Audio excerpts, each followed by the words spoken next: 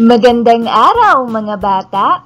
Muli na naman tayong magsasama-sama para sa panibagong aralin. Handa na ba kayong matuto? Pero bago tayo magpatuloy, alamin muna natin ang kailangan nating matutunan sa ating aralin ngayon. Araling Panlipunan 4, ikatlong markahan.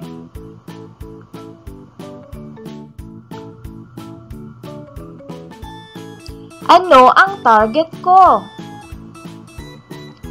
Pagkatapos ng module na ito, inaasahang nasusuri mo ang mga programa ng pamahalaan tungkol sa pangkalusugan at pang-edukasyon. Ano ako magaling? Basahin ang mga sumusunod na pangungusap. Piliin at isulat ang titik ng tamang sagot.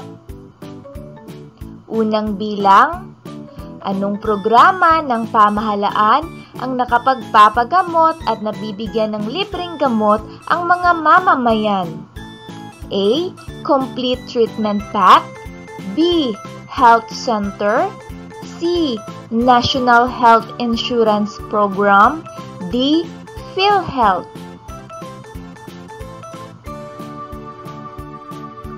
Ikalawang bilang.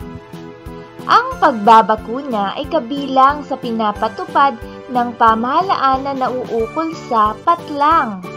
A. Programang edukasyon. B. Programa sa ekonomiya. C. Programa sa kalusugan. D. Programa sa kapayapaan.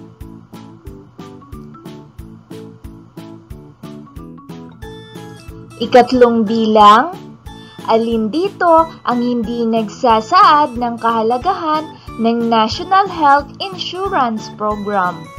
A. Pagkakaroon ng seguridad ng lahat ng mamamayan. B. Pagkakaloob ng mga pasilidad at serbisyong pangkalusugan. C. Pagtatalaga ng mga doktor at nurse sa malalayong munisipyo. D. Pagkakamit ng pangkalahatang kalusugan ng lahat ng mamamayan. Ikaapat na bilang. Anong programa ng pamahalaan para sa mga bata sa kanilang paglaban sa mga sakit gaya ng diarrhea, polio at tigdas? A. National Health Insurance Program. B. Complete Treatment Pack. C. Serbisyong pangkalusugan. D. Pagbabakuna. Ikalimang bilang. Ang ilang sakit ay madali nang malunasan sa tulong ng programa ng ating pamahalaan. A. Tama. B. Mali. C. Maaari. D. Siguro. Ika-6 na bilang. Ito ang nangangalaga sa mga batang nag-uumpisa pa lamang matuto sa maraming barangay. A. Alternative Learning System. B. Daycare Center. C. Out-of-School Youth Program. D. Program for Indigenous People.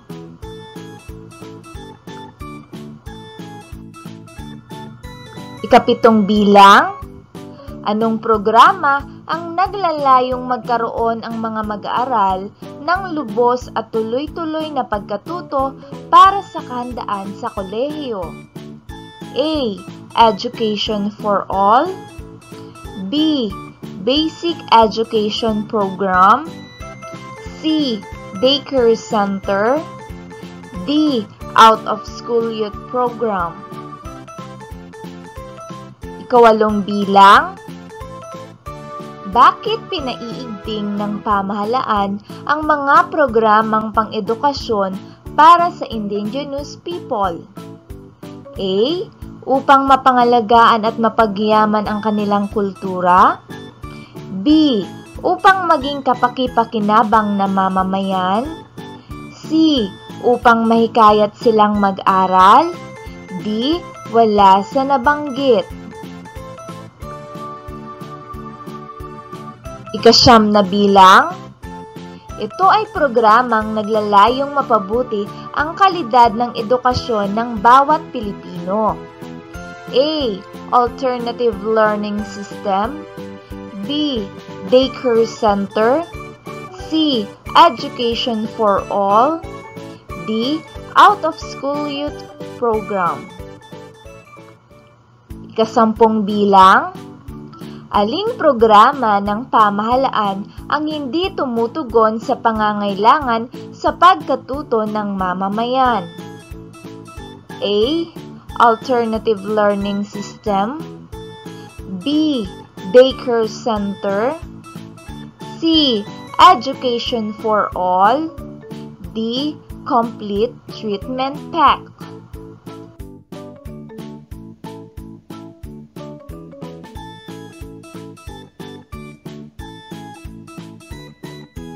Ang ating aralin ngayon mga bata ay tungkol sa programang pangkalusugan at pang-edukasyon ng pamahalaan.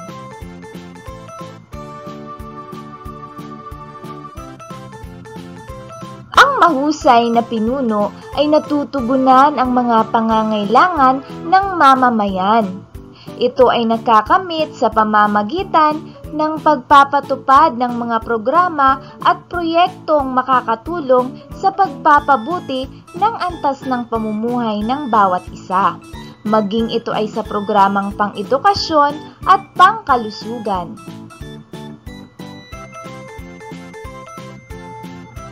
Ano ang baliktanaw ko? Panuto, isulat ang tama kung ang pangungusap ay wasto at mali kung hindi. Unang bilang, ang inspirasyonal na pamumuno ay may mataas na antas ng pagkilala sa sarili. Ikalawang bilang, dapat maging mabuti at mapanagutan ang isang pinuno. Ikatlong bilang, isa sa pisikal na patunay na maunlad na pamumuno ay maayos na kalsada at tulay. Kaapat na bilang, ang tibay at lakas ng loob ay katangian ng isang magaling na pinuno. Ikalimang bilang, epektibo ang pamumuno kung maunlad ang negosyo at kalakalan.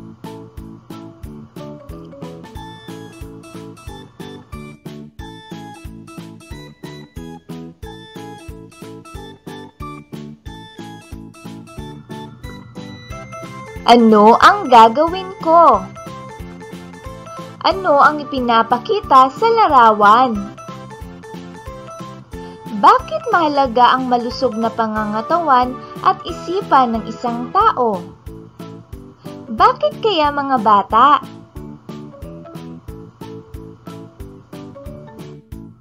Sa araw na ito, ating tatalakayin ang tungkol sa mga programang pangkalusugan at pang-edukasyon ng pamahalaan.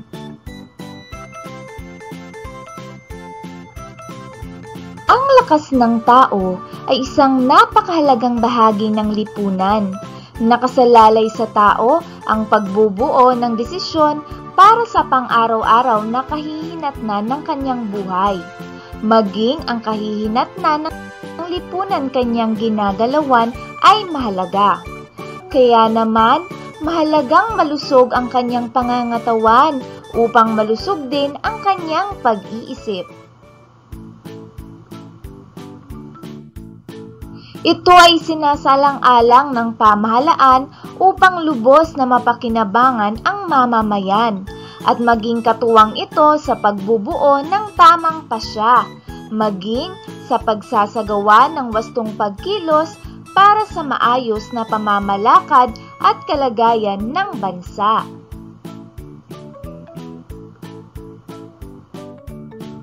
Iba-iba ang mga programang pangkalusugan ng pamahalaan. May programa para sa mga bata, kabataan, meron din para sa kababaihan, at syempre para sa lahat.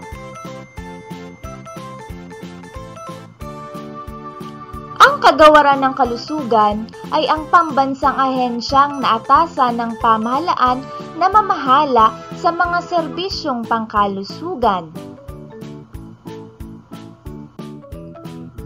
Ilan sa malalaking programa ng kagawaran ay ang National Health Insurance Program o NHIP, kasama rin ang Complete Treatment Pack, pagbabakuna, at syempre programa sa mga ina at kababaihan, programa laban sa iba pang mga sakit.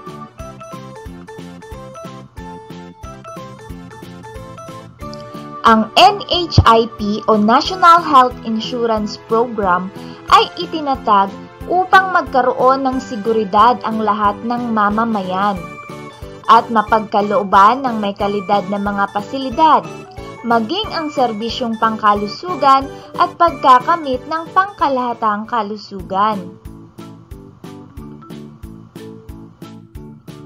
Maraming benepisyo ang National Health Insurance Program. Pwedeng makinabang ang mga magulang na edad 60 pataas at mga batang edad 21 pababa. Kasama na rin ang mga batang may mga espesyal na pangangailangan. May mga programa rin sila para sa mga buntis, newborn care package, DOTS at marami pang iba. Marami ring Pilipino ang nakikinabang sa programa ng Philippine Health Insurance. Sa tulong ng PhilHealth, maraming mamamayan ang nakapagpapagamot at nabibigyan pa ng libreng gamot. Ang PhilHealth ay isang pambansang paniguruhang pangkalusugan na kabalikat ng bawat mamamayang Pilipino. Ito'y isang korporasyong sandigan ng bawat pamilyang Pilipino. Layunin nitong mapagbuti, mapagyaman at patuloy pang paunlarin ang estadong pangkalusugan ng ating bansa. Kasama rin dito ang mga libreng pagpapagamot sa mga sakit kagaya ng dengue, asthma at katarata, maging sa malalang sakit gaya ng cancer. Sa pamamagitan ng NHIP, may pagkakaloob sa mga mamamayan, lalo na sa mahihirap, ang mga serbisyong pangkalusugan. Kasama rin ang pag-iwas sa sakit o pagpagamot sa karamdaman.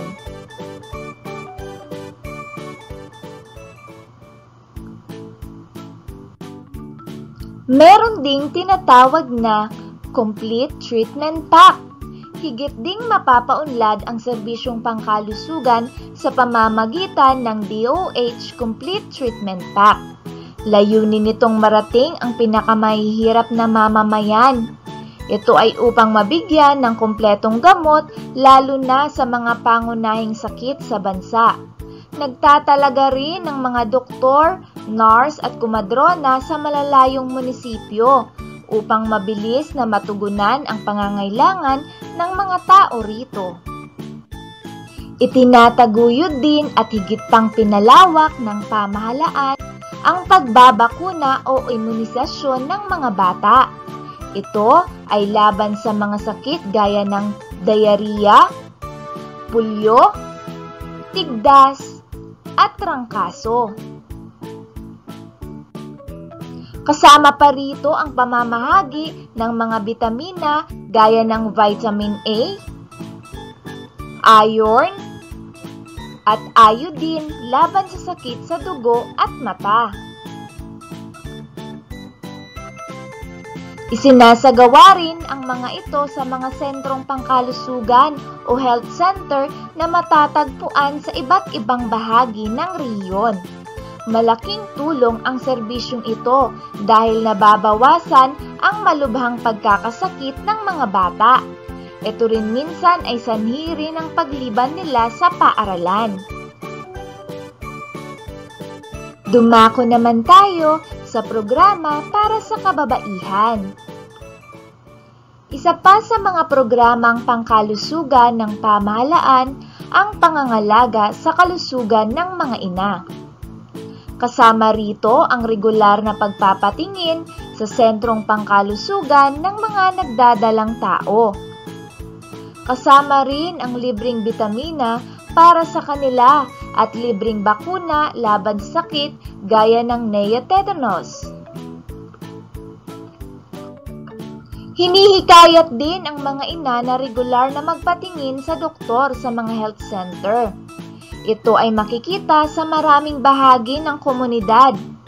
Kalaki pa rito ang libreng mga gamot na kailangan para sa kanilang mga sakit. Maraming ina ang nakikinabang sa mga serbisyong ito. Meron ding programa para sa mga iba pang mga sakit. Ang ilang mga sakit gaya ng tuberculosis ay madali nang malunasan sa tulong ng programa ng pamahalaan laban sa sakit na ito. Maliban sa walang bayad ang pagpapatingin, may mga gamot pang binibigay ang health center. Ito ay para sa tuluyang paggaling ng mga mamamayang may karamdamang ito. May programa rin sa pagpapalaganap ng impormasyon sa pag-iwas, tamang pagsugpo at paggamot sa Human Immunodeficiency Virus Infection at Immune Deficiency Syndrome o AIDS.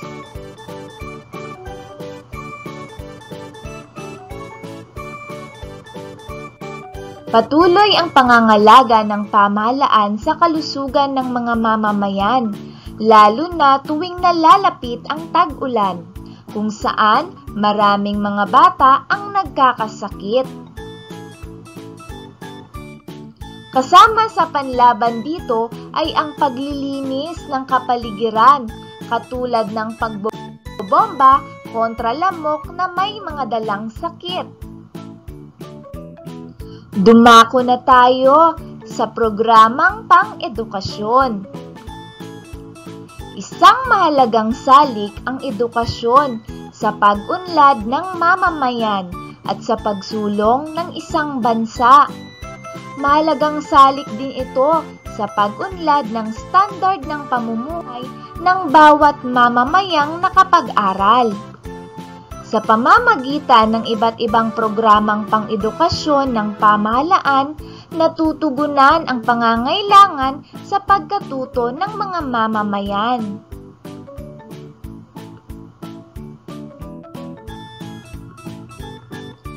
Ang Pilipinas ay kaisa sa mga bansang nagtataguyod ng edukasyon para sa lahat o Education for All. Ito ay naglalayong mapabuti ang kalidad ng edukasyon ng bawat Pilipino, bata man o matanda.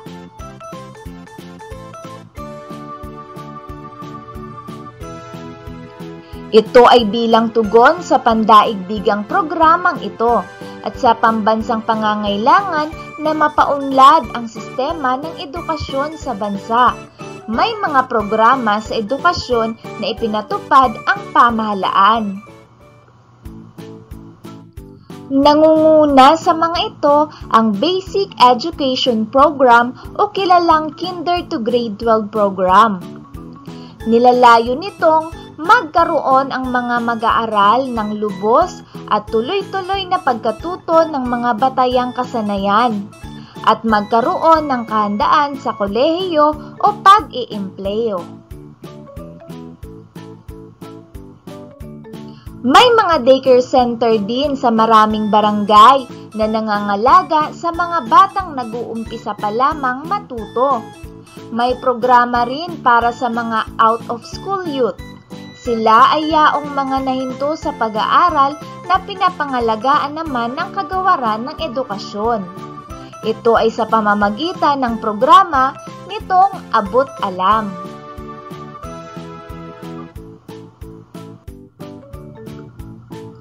Layunin ng programang ito na mabawasan ang mga out-of-school youth at maihanda sila sa pagnenegosyo o pag-eempleyo. Binibigyan sila ng pagkakataong makapag-aral muli sa pamamagitan ng Alternative Learning System. Ito ay sa mga oras at araw na libre sila o di naghahanap buhay.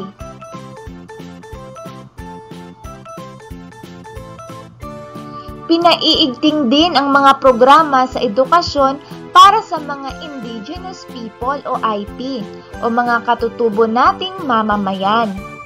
Maliban sa literacy, layunin ding mapangalagaan at mapagyaman ang kultura ng mga IP. Pinalalaganap din ng pamahalaan ang mga programa nito sa scholarship para sa mga mahuhusay na mag-aaral, ngunit walang sapat na panusto sa pag-aaral.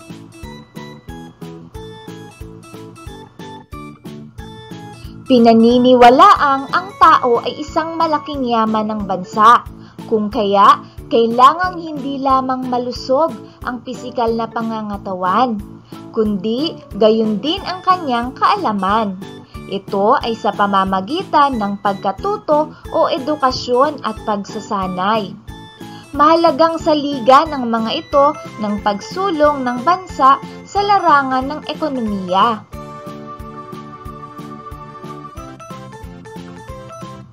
Sagutin ang sumusunod na mga tanong. Unang tanong, ibigay at ilarawan ang mga programang pangkalusugan at pang-edukasyon na ipinapatupad ng pamahalaan. Ikalawa, ibigay ang kahalagahan ng bawat programa sa mamamayan.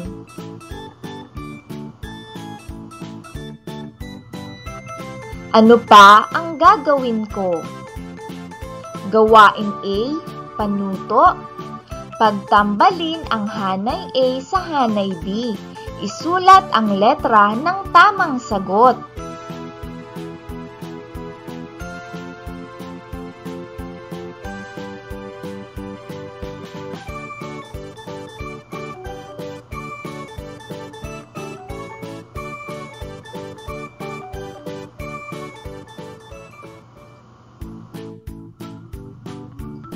Gawain B, panuto. Punan ang graphic organizer ng mga programa ng pamahalaan batay sa pangkalusugan at pang-edukasyon. Mga programang pangkalusugan at mga programang pang-edukasyon.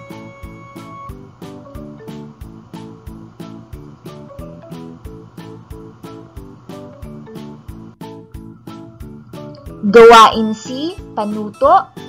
Isulat ang titik K kung ito ay tumutukoy sa programang pangkalusugan at titik E kung ito ay programang pang-edukasyon. Unang bilang, libreng bakuna laban sa sakit na neotetanus. Kalawang bilang, abot alam program. Katlong bilang, pamamahagi ng mga bitamina. Kaapat na bilang, pagpapatupad ng Kinder to 12 program. Kalimang bilang, pagtatalaga ng mga doktor, nurse at kumadrona sa malalayong munisipyo.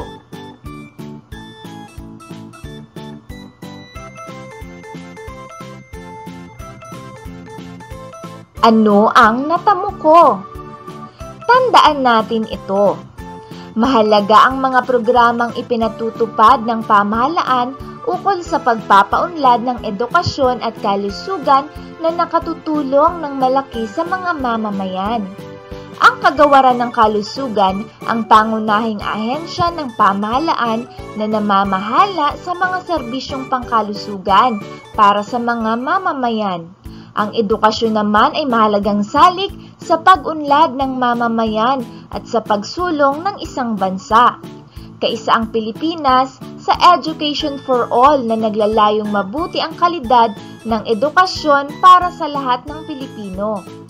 Nangunguna sa programang ito ay ang K-12 Basic Education Program.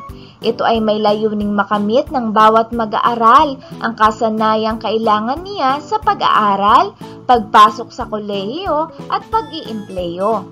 Kasama rin ang daycare center na nangangalaga sa mga batang nag-uumpisa pa lamang matuto. Ang Abot Alam program naman ay naglalayo na mabawasan ang mga out-of-school youth sa ating bansa. At ang pagpapaigting ng programa sa edukasyon ng mga Indigenous people o katutubong mamamayan.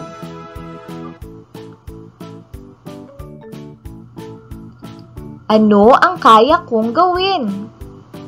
Panuto, bilang isang mag-aaral, bumuo ng slogan na nagpapahayag ng pagpapahalaga mo sa mga kagamitang ibinibigay ng ating lokal na pamahalaan.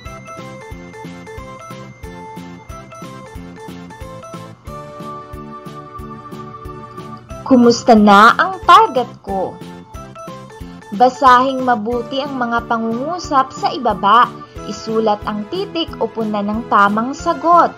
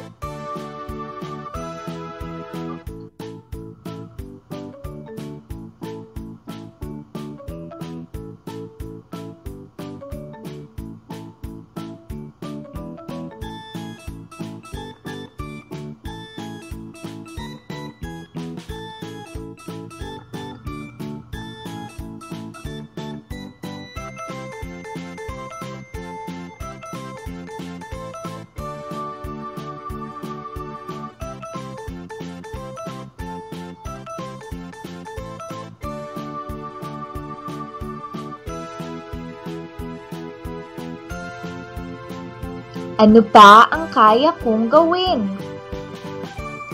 Gawain A, panuto.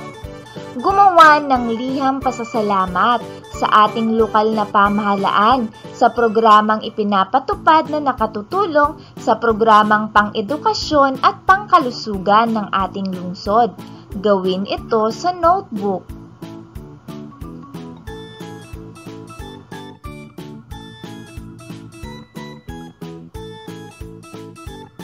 Dito na nagtatapos ang ating aralin sa araw na ito, mga bata. Hanggang sa muli, paalam!